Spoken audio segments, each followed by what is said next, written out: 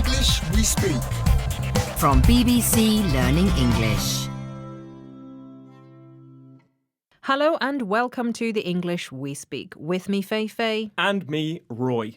In this program, we have an expression to describe when someone is very tired and has used all their energy. It can also be used for things when they're out of battery or fuel. Speaking of which, Roy, you look exhausted. Thanks, Fei. Do I look that bad? I do feel tired, though. Roy, you look like you're running on fumes. You mean my car has run out of petrol? I usually say my car is running on fumes when the fuel needle shows empty, but somehow the car keeps going. Yes, the phrase running on fumes does relate to cars, but we also use it to talk about people. You look like you have no energy, so you are running on fumes. I suppose I am. It must be all the hard work I'm doing to help people learn English. Hard work? I saw you sleeping at your desk the other day. Exactly.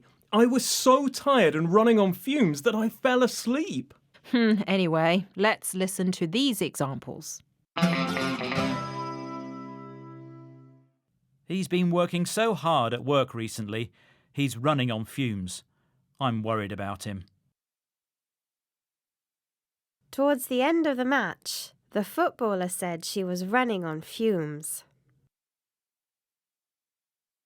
I was running on fumes yesterday. I couldn't concentrate in the meeting.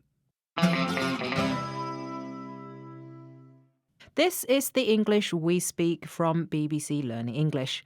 We're talking about the expression running on fumes, which describes a situation where you have no energy but you keep going. So, why else are you so tired? Well, I have a baby and he cries a lot. I spend all night looking after him, so I have no energy. That makes sense. Why didn't you call me to say you'd be in work later? Well, my phone was running out of battery. It was running on fumes. Sounds like everything in your life is running on fumes. You, your car, your phone. True, but I'm really impressed you compared me with a car earlier. If I were a car, I'd probably be a really expensive sports car. Roy, if you were a car, you'd probably wouldn't even have 4 wheels. Bye. Bye. The English we speak. From BBC Learning English. Oh, hi! Thanks very much for watching our program. We hope you enjoyed it. I'm sure you did. Don't forget to subscribe so you can keep up to date with our wide variety of English language learning programs. We've got something for everyone. And that's it. We'll see you next time. I'm going to eat my bagel.